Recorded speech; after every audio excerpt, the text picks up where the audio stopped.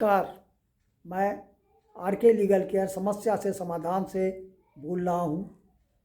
मैं आज भारतीय परिवेश में, भारतीय समाज में, भारतीय परिवार में व्याप्त और बढ़ती हुई समस्या जो पारिवारिक डिस्कार्ड, पारिवारिक मैट्रिमोनियल डिस्प्यूट्स से संबंधित है, जो डे टू डे बढ़ती जा रही है, जिससे आप लोग भी अवगत हैं, मगर वो पति पत्नी के सामने उन समस्याओं का निराकरण कानूनी जानकारी के अभाव में नहीं हो पा रहा है।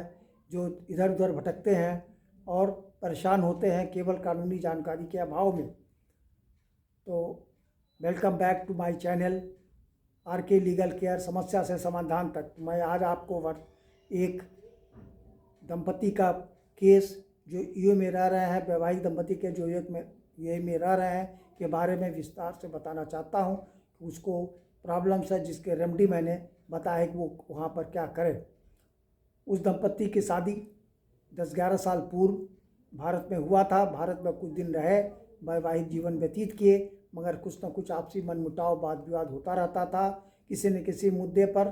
फिर वो एनी हाउ वो यूए में ले गया, जहाँ पर वो पति कार्यरत है, पत्नी को रख रहा था। लेकिन अब वर्तमान में अब वो पत्नी को रखना नहीं चाहता है।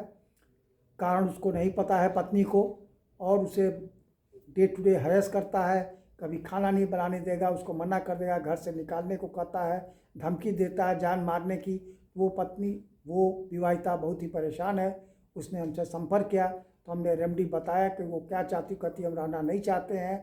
तो बहुत सी भी हमने उसको हल रेमेडीज़ बताया कि अगर वो चूँकि यूए में रह रही है तो वहाँ पर वो हिंदू मैरिज एक्ट के तहत अपना केस कर सकती है, जो कि फेडरल लॉ 28/2005 में बनाया गया है, जिसके तहत भारतीय मूल के हिंदू दंपति को ये सुविधा दी गई है कि वो वहाँ उस न्यायालय में ये अपना एक आवेदन दें हिंदू मैरिज एक्ट के तहत। जो भी रिलीफ उनको चाहिए, डाइवोर्स, कस्टडी, मेंटेनेंस, उसके लिए वो आवेदन वहाँ पर दे सकते हैं। इवन डीवी एक्ट के तहत भी वो आवेदन दे सकते हैं, जिसमें right to residence, right to protection and right to maintenance तीनों निहित है, एंड राइट टू कंपनसेशन। तो जिसके लिए वो आवेदन वहाँ भी दे सकती हैं, जो वहाँ पर उसका निराकरण किया जाएगा।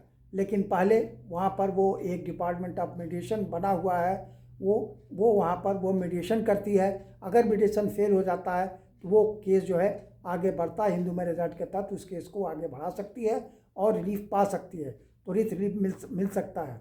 और पुलिस कंप्लेंट भी करना चाहती है, 498A का केस भी करना चाहती है, तो भी वहाँ पर दर्ज हो जाएगा। लेकिन पहले वो वहाँ पर एक जो डिपार्टमेंट मीडिएशन का है, वो वहाँ पर मीडिएशन करती है, बुलाती है दंपति को, वो बातचीत करती है, मेल मिलाप का वो प्रयास करती है। अगर समझौता हो जाता है तो पुलिस कंप्लेंट नहीं होता है, मैटर ख़त्म हो जाता है। लेकिन अगर नहीं होता तो पुलिस कंप्लेंट होती है और उसकी आगे की कार्रवाई होती है।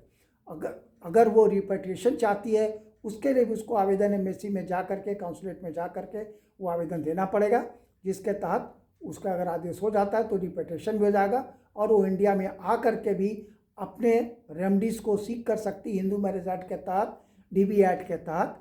आपका जो है अपने जो भी रिलीफ वो चाहती है, जिस प्रकार का डाइवोर्स का, मेंटेनेंस का, आपका बच्चे के कस्टडी का, right to residence, right to protection, right to maintenance, DB act के तहत वो सारी केसें वो इंडिया में भी कर सकती है। लेकिन उसके लिए उसको यहाँ आना पड़ेगा। लेकिन अगर यूए में रह रही है तो वो उस प्राविधान के तहत, फेडरल लॉ 28/2005 के तहत, वो अपने रेमडीज़ वहाँ पर सीख कर सकती है। तो थैंक यू, धन्यवाद। अगर आपको कोई भी समस्या, वैवाहिक, पारिवारिक मैटर रिलेटेड और भी कोई आपराधिक मामला हो, दीवानी मामला हो, तो आप कमेंट बॉक्स में लिखें और हमसे संपर्क कर सकते हैं। धन्यवाद।